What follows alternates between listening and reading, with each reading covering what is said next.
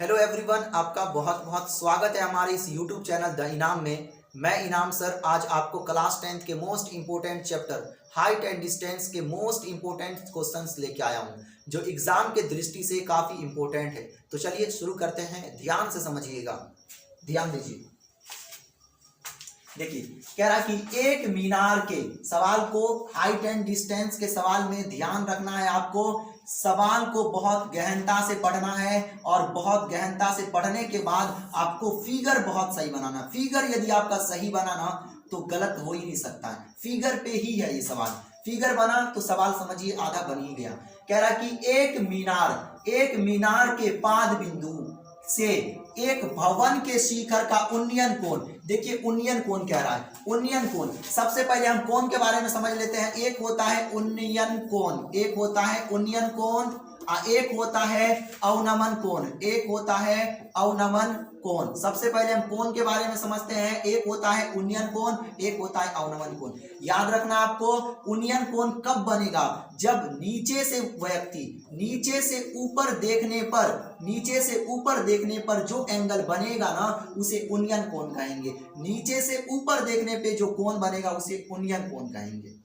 जैसे मैं अभी यहाँ, मेरा दृष्टि रेखा भी इस लाइन पे है, मैं ऊपर सवाल देखने के लिए अपने जो आंख है, आंख के दृष्टि रेखा को ऊपर कर रहा हूं, तो एक तरह से यहाँ पे जो एंगल बनेगा वो उन्नयन कोण बनेगा। और अवनमन कोण क्या होता है, ध्यान से समझिए। मेरा दृष्टि रेखा भी यहाँ पे है, लेकिन इस पॉइंट को देखने के लिए हमारा जो दृष्टि रेखा उसको नीचे करना पड़ेगा। तो ऊपर से नीचे की ओर देखने पर जो कोण बनता है उसे अवनमन कोण कहते हैं। उन्नयन कोण अवनमन कोण वाला सिस्टम आपको समझ में आ गया होगा।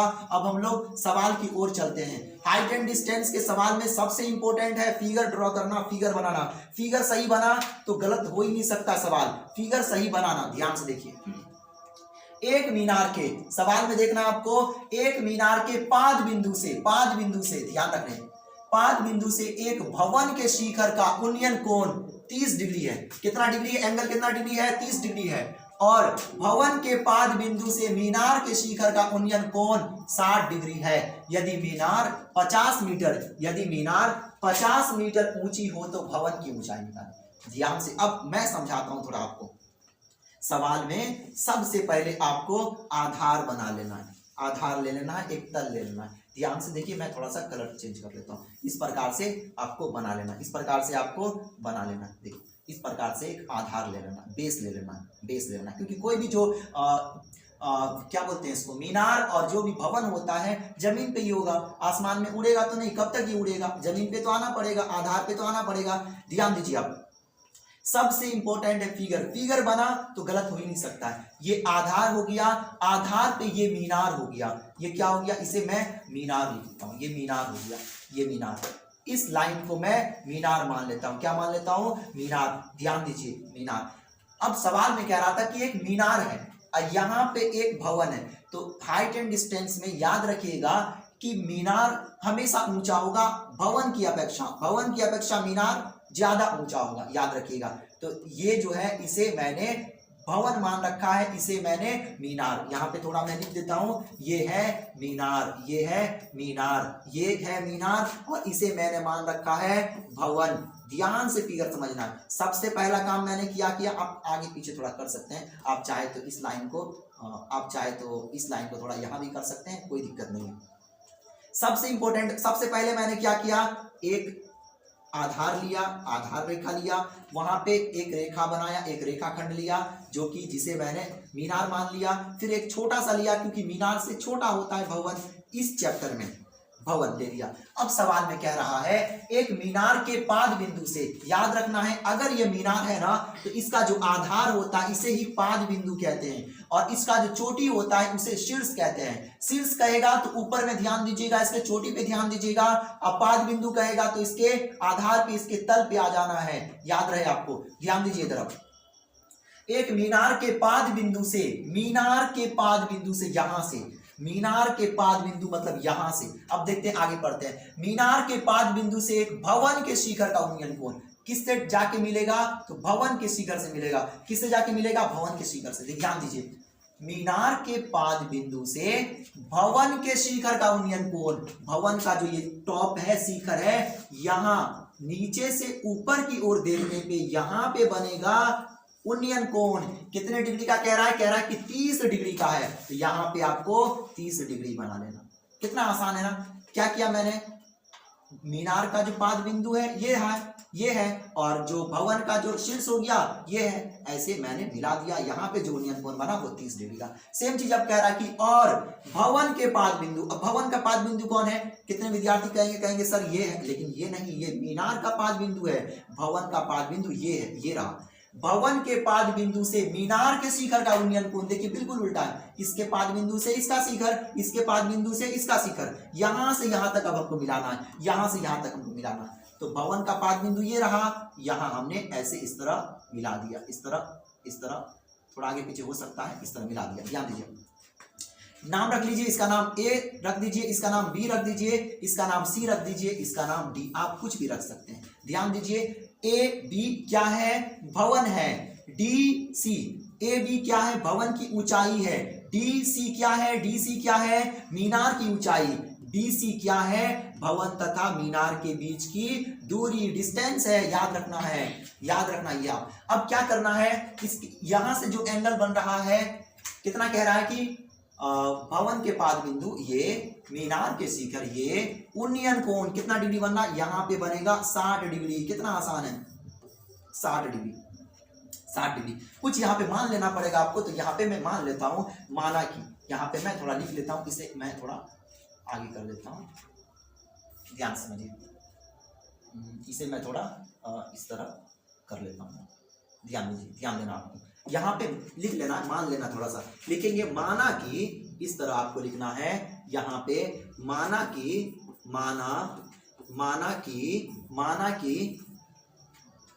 कि इस तरह लिखना, माना कि भवन की ऊंचाई, माना कि भवन की ऊंचाई। अब देखिए तो सवाल में क्या दिया, ध्यान से देखिए, सवाल में कुछ दे रखा क्या? हाँ, कुछ दिया था सवाल में। देखिए, यदि मीनार 5 मीटर ऊंची हो, मीनार की ऊंचाई दे रखा है, मीनार की ऊंचाई हमें नहीं निकालना है, इसलिए हम भवन की ऊंचाई मान रहे हैं। माना कि भवन की ऊंचाई, और भवन की ऊंचाई क्या नाम है? देखिए, इसमें एक्स वाई मानने का जरूरत ही नहीं, सिंपल है, ये ए और बी, तो ए बी, तो भवन की ऊंचाई बराबर ए बी। मीनार की ऊंचाई नहीं निकालना, ये 50 मीटर है। सवाल में चिल्ला के बोल रहा है ये 50 मीटर है, तो मैं यहाँ पे दे देता हूँ। ध्यान से देखिए, माना कि भवन की ऊंचाई ए बी, अगर हम ए बी निकाल लेते हैं तो वो भवन की ऊंचाई होगी। याद रखना आपको क्या करना है, ध्यान से देखिए। सबसे पहले हम क्या करेंगे, हमें कितना डिग्री पता है? 50 डिग्री पता है। कितना डिग्री? 50। तो या तो आप 30 डिग्री में पहले काम कर सकते हैं या फिर 60 डिग्री में कर सकते हैं, कोई भी तरीका अपना सकते हैं। 60 में पहले मैं कर लेता हूँ, 60 डिग्री पे, मतलब कौन से त्रिभुज में? तो त्रिभुज डी बी सी में। तो इस तरह लिखेंगे, समकोण त्रिभुज। ध्यान से देखिए, समकोण त्रिभुज क्या नाम है? डी बी सी में, समकोण त्रिभुज डी बी सी में, समकोण त्रिभुज डी बी सी में, समकोण त्रिभुज डी बी सी में, समकोण त्रिभुज डी बी सी में। कितना डिग्री कोण है? अब 1 मिनट, कोण यहाँ पे बन रहा, जहां पे कोण बनता उनके बिल्कुल सम्मुख सामने जो भुजा होता है उसको बोलते हैं पी फॉर परपेंडिकुलर, और इनसे जो लगा होता है उसको बोलते हैं संलग्न, जिसे बी बोलते हैं, बेस बोलते हैं, आधार होता है ये। तो पी बी, फिर से वो फॉर्मूला, तो टेन ही ऐसा फॉर्मूला है जिसमें पी और बी आता है। पी बी किस में आता है? टेन थीटा में ही आता है। तो यहां फिर से लगाएंगे, टेन थीटा बराबर पी बट्टा बी, टेन थीटा बराबर पी बट्टा बी।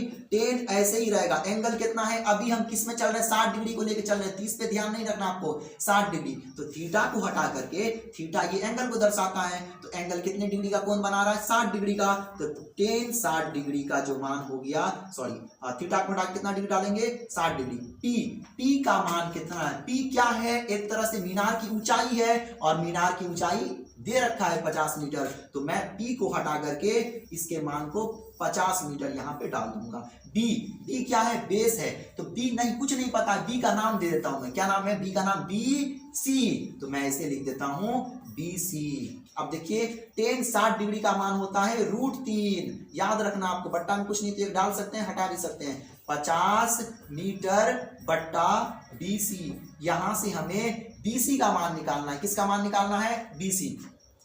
P का इस्तेमाल करते हुए हमें आधार निकालना, फिर ये पता चल जाएगा इसका इस्तेमाल करते हुए AB निकालेंगे जो हमें चाहिए, यही हमें निकालना है। यहां से मैं BC का मान निकालूंगा। BC का मान जैसे निकालेंगे, ध्यान दीजिए, BC का मान जैसे, आपके लिए मैं छोटा छोटा स्टेप को भी स्किप नहीं कर रहा हूं, छोटा छोटा स्टेप समझा रहा हूं। √3 को BC से गुना करेंगे तो √3 BC, ध्यान देना आपको, √3 को BC से गुना करेंगे, √3 BC, 50 मीटर को 1 से गुना करेंगे 50 मीटर, 50 मीटर, ध्यान दीजिए। BC बराबर जैसे निकालेंगे, BC का मान जैसे निकालेंगे 50 मीटर ऐसे ही रहेगा, और √3 चला गया इसके बट्टा के नीचे, √3 चला गया इसके बट्टा के नीचे। यहां से आप हरों का परमेकरण कर सकते हैं, फिलहाल अभी रहने देते हैं। BC का मान कितना आ गया? 50 मीटर बट्टा √3, 50 मीटर बट्टा, यहां पे हमने BC का मान निकाल रखा है, यहां पे हमने BC का मान निकाल लिया है जो कि इसके बीच की दूरी है। अब हम BC की सहायता से, BC का मान कितना निकल गया? 50 बट्टा √3 मीटर। अब हम क्या करेंगे? 30 डिग्री का इस्तेमाल करते हुए, आधार को इस्तेमाल करते हुए SB निकालेंगे जो कि क्या है? भवन की ऊंचाई, और यही हमें सवाल में कह रहा था और यही हमारा आंसर होगा। तो अब हम लिखेंगे पुनः, इस तरह लिखेंगे, अब इस तरह आपको लिखना है। अब मैं थोड़ा सा इसे बीच में ले आता हूं ताकि आपको बिल्कुल स्पष्ट दिखे। यहां पे इस तरह ले आता हूं, इस तरह ले आता हूं, कहां चला गया? यस, आया, ध्यान दीजिए। लिखेंगे अब समकोण, इस तरह लिखेंगे, अब समकोण त्रिभुज किस में काम करना है? अब तो ABC में काम करना है, तो लिखेंगे अब समकोण त्रिभुज ABC में, अब समकोण त्रिभुज ABC में। ध्यान से देखिए, एंगल C के सामने वाले भुजा को P बोलते हैं, P4 परपेंडिकुलर, और ये बेस है PB। अभी मैंने बताया PB कौन से फॉर्मूले में आता है? तो टेन थीटा में। आपको फॉर्मूला लिखना है, टेन थीटा बराबर P बट्टा B, टेन थीटा बराबर P बट्टा B। टेन ऐसे ही रहेगा, थीटा का मान कितना, एंगल कितना है? 30 डिग्री, 60 का तो हमने इस्तेमाल कर लिया है, 30 बचा है, तो यहाँ पे हम लिखेंगे 30 डिग्री बराबर P। P का नाम क्या है? P का नाम है AB जो हमें निकालना है। तो AB और B मतलब क्या है? B का नाम देख लीजिए, तो B का नाम है BC। ये B जो है बेस है, आधार है, ये कहां पे है? तो इस वाले रेखाखंड पे है, BC पे है, तो B को हटा के हम लिखेंगे BC। ध्यान से समझिए, 30 डिग्री का मान 1 बट्टा √3 होता है। AB हमें निकालना, इसको तो हम कुछ कर नहीं सकते। BC का मान हमें पता है, हमने इतना मेहनत से BC का मान निकाला है। BC का मान क्या है? 50 बट्टा √3 मीटर। तो यहाँ पे लिखेंगे हम 50 बट्टा √3 मीटर, इस तरह लिखना है।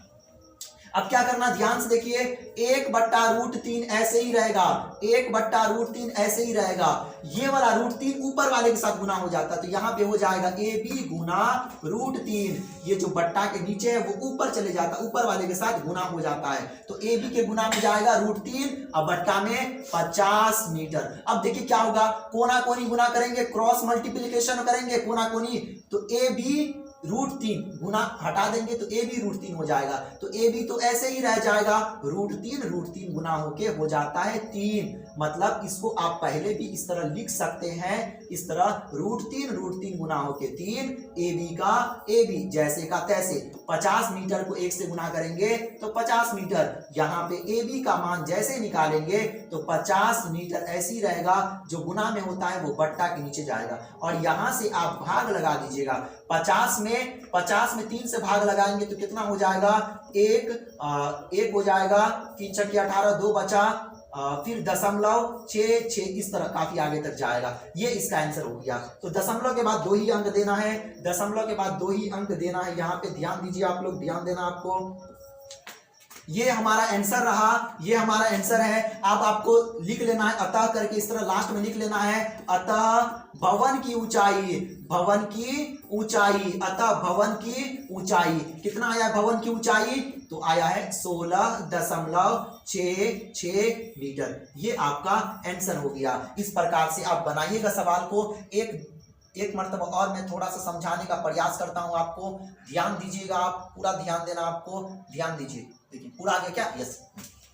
ध्यान दीजिए, सवाल था हमने सबसे पहले फिगर बनाया। ध्यान रहे फिगर आपको सही बनाना, फिगर यदि आपका सही बना तो आंसर सही ही आता है। सबसे पहले हमने डी बी सी में काम किया है, आप चाहे तो ए बी सी में भी पहले काम कर सकते, कोई दिक्कत वाली बात नहीं है। हमने सबसे पहले समकोण त्रिभुज डी बी सी में काम किया और बी सी का मान निकाल लिया। फिर हमने समकोण त्रिभुज ए बी सी में काम किया और बी सी के मान को यहाँ पे जो निकाला था उसे यहाँ पे पुट करके और ए बी निकाल लिया। ए बी को हम क्या मान रखे थे? ध्यान से देखिए, माना कि भवन की ऊंचाई ए बी, और यहाँ से मैंने भवन की ऊंचाई निकाल लिया। इसका ऊंचाई को अब हम बोल सकते हैं कि ये 16.66 मीटर है। इस प्रकार से ये सवाल बन जाएगा। तो ये सवाल आपको कैसा लगा? आपसे हमें उम्मीद है कि आप इस सवाल को एग्जाम में रिवीजन करके जाइएगा। ऑल द बेस्ट, आपका दिन शुभ हो।